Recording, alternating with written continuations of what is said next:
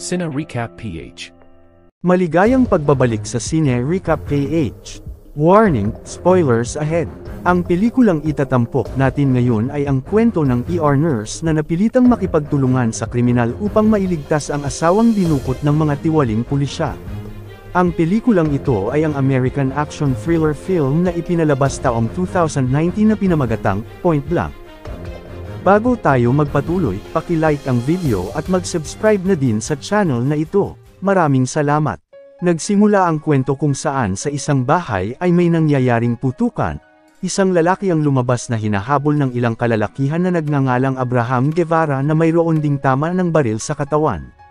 Sa di kalayuan nag-aantay ang kapatid nitong si Mateo, nang makatanggap siya ng tawag mula sa kapatid agaran nitong pinuntahan ni Mateo para sana sunduin, ngunit bago pa siya nakarating biglang nabunggo ng sasakyan si Guevara. May pulis ding paparating kaya napilitan siyang iwan na ang kapatid na walang malay. Samantala ito naman si Paul Brooker, isang emergency room nurse ng lokal na ospital sa kanilang bayan, kasalukuyan ding buntis ngayon ang kanyang asawa na si Terren at malapit na din itong manganganak. Tuwing pumapasok sa trabaho si Paul, palagi niyang binibigyan ng kaibigang mangangalakal ng kape. Pagdating sa trabaho ibinigay sa kanya ang bagong dating na pasyente. Sa bahay kung saan nangyari ang barilan natagpo ang patay ang assistant district attorney. Lubhang ikinalungkot ng detective na si Regina Lewis nang hindi na niya nailigtas ang buhay ng DA. Makakasama ni Regina si Eric Masterson na partner niya para lutisin ang kaso.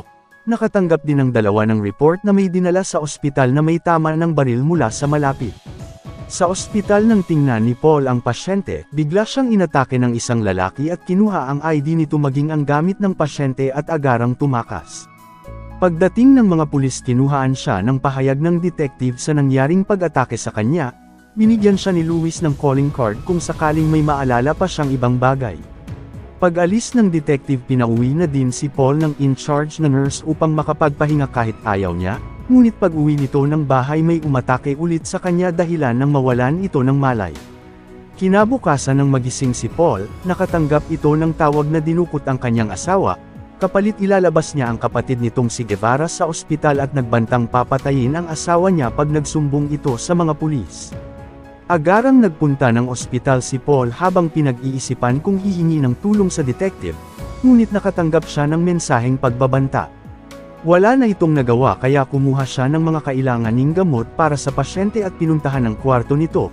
May pulis palang nagbabantay kay Guevara pero sinabi niyang dadalhin niya lang ang pasyente para ma-x-ray.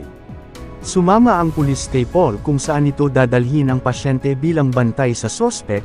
Dumating din sa ospital sa mga oras na yon ang dalawang detective para sana ilipat si Guevara sa ospital ng mga preso. May alam palang impormasyon si Eric sa sospek na bayarang mersenaryo ang magkapatid na Guevara at may ugnayan din sa tinatawag na Big D na kanilang pinagkakautangan. Hindi nga lang niya alam kung bakit pinatay ng mga ito ang assistant district attorney. Sa elevator sinadya ni Paul na pagmukhaing inatake ang pasyente upang mapatulog niya ang bantay na pulis. Pagdating din ng mga detective sa silid wala na doon ang kanilang sospek. Samantala agarang tinurukan ni Paul ng gamot si Guevara upang magising, ngunit pinagtangkaan ang buhay niya ng kriminal kaya ipinaliwanag ni Paul na inutusan siya ng kapatid nitong ilabas siya ng ospital kapalit ang kanyang asawa. Kasalukuyan namang hinahanap ng mga detective kung saan dinala ang kanilang sospek na napag-alamang isang nurse ang kumuha. Pero nang puntahan nila ang elevator tumakas na ang dalawa at si Guevara ang nagmamaneho. Sinubukan pa silang pigilan ng mga pulis pero tinakasan ni Guevara ang mga ito. Galit na lang si Paul na binangga niya ang pulis dahil sasakyan niya ang gamit nito at nagtalo ang dalawa. Nalaman din ni Guevara na buntis pala ang asawa niya kaya tinawagan nito ang kapatid upang alamin kung hawak niya ang flash drive na dahilan ng pagpunta niya sa bahay ng assistant DA. Nang makumpirma sinabihan niya din ang kapatid na ingatan ang kasama nitong buntis at magkita na lang sila sa istasyon ng bus. Matapos mag-usap ng magkapatid nakatanggap na naman ang mensahe si Mateo mula kay Big D na talagang ipinag-alala niya, sinubukan ding tumakas ni Terren pero napigilan ito ni Mateo. May nadaan ang lugar sila Guevara, lumabas siya ng sasakyan habang naiwan si Paul na iniisip kung hihingi na ng tulong. Samantala may alam pala si Eric sa koneksyon ni Guevara sa assistant DA. Inalok si Guevara ng flash drive na naglalaman ng ebidensya ng mga tiwaling pulis sa lahat ng dibisyon kapalit ang kalayaan ng kanyang kapatid. Pagbalik din ni Guevara ng sasakyan pinauwi na niya si Paul, pero hindi ito pumayag hanggat hindi kasama ang asawa at nagbantang babarilin siya pero alam ni Guevara na hindi niya yun kayang gawin. Ganun pa man ibinigay na lang ni Paul ang gamot nito, ngunit masyado itong komplikadong gawin kaya napilitan din si Guevara na isama siya bilang doktor niya. Nagtungo ang dalawa sa istasyon para makipagkita kay Mateo subalit nakita niyang may mga pulis sa paligid.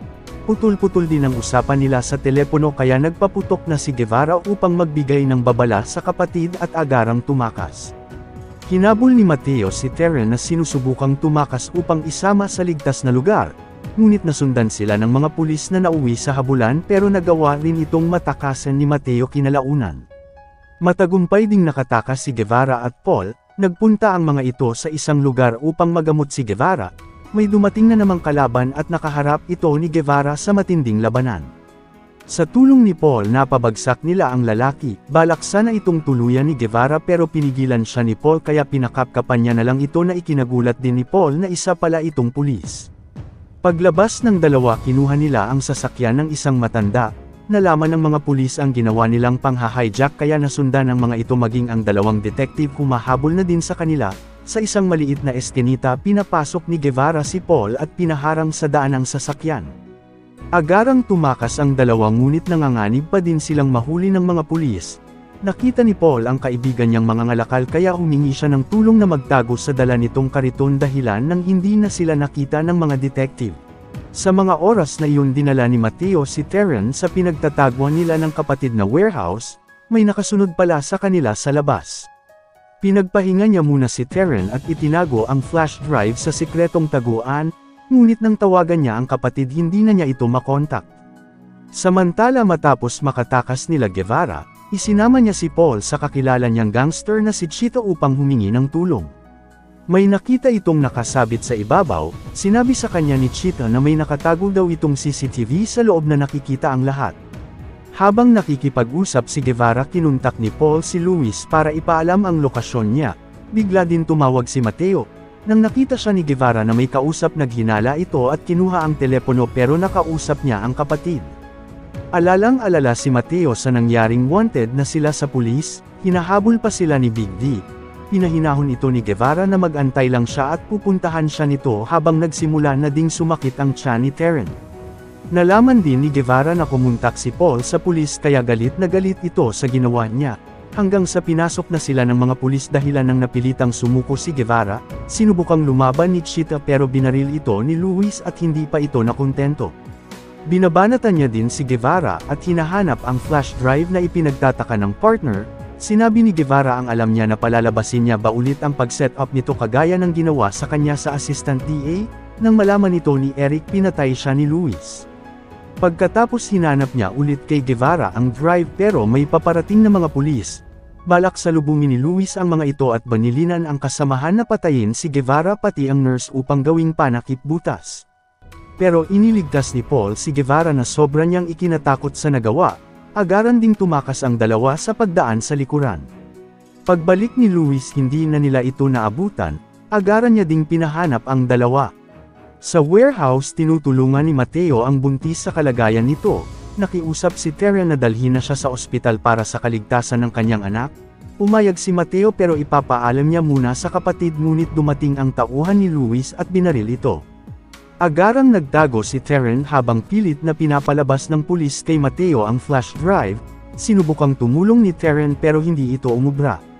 Kinalaunan pagdating ni Guevara sa warehouse, naabutan niya na lang ang kapatid na malubha ang kalagayan, sinubukan pa itong iligtas ni Paul habang sinasabi sa kanya ni Mateo na dinukot ang asawa niya. Ngunit wala nang magagawa pa si Paul dahil marami na masyadong dugo ang nawala sa kanya, pinakalma na lang ni Guevara ang kapatid hanggang sa malagutan ito ng hininga. Sa ngayon dinala ng pulis kay Detective Louis si Terren, pinabura niya din sa kasamahan ng CCTV na nakuha sa shop upang wala ng ebidensya sa kanila.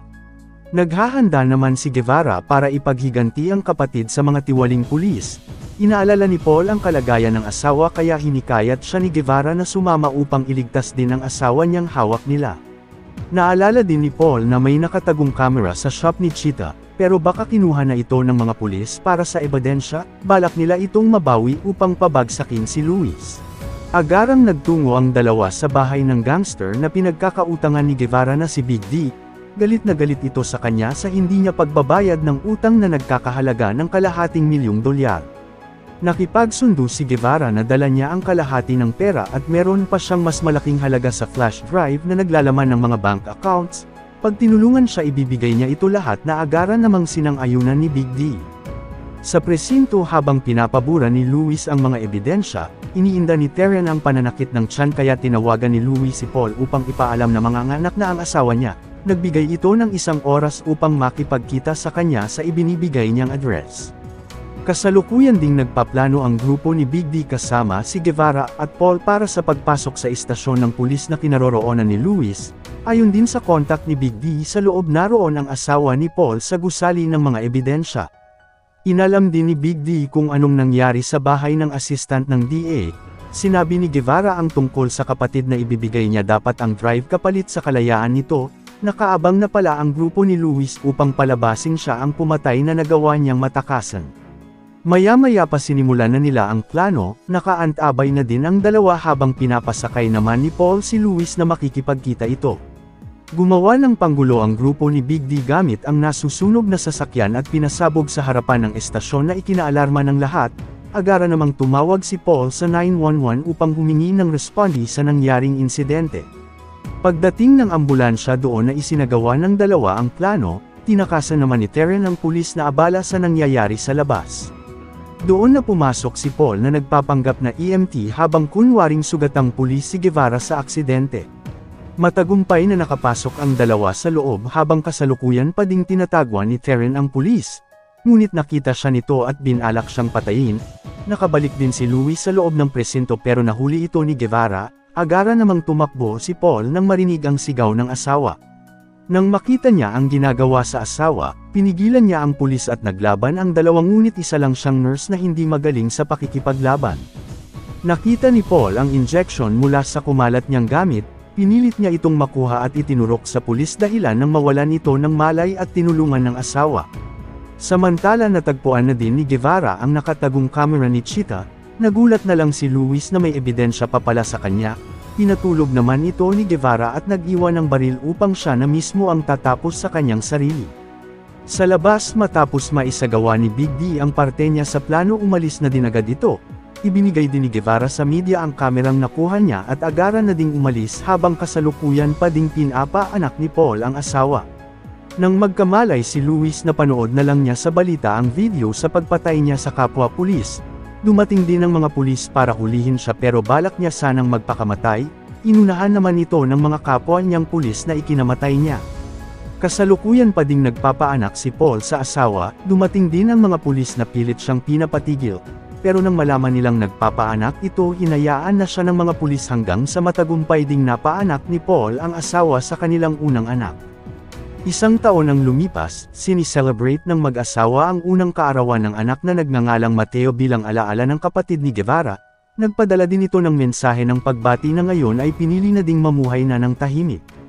Dito na nagtatapos ang ating kwento, sana nagustuhan nyo. I-like ang video at mag-subscribe na din sa channel na ito. Maraming salamat sa panunood, hanggang sa muli. Paalam!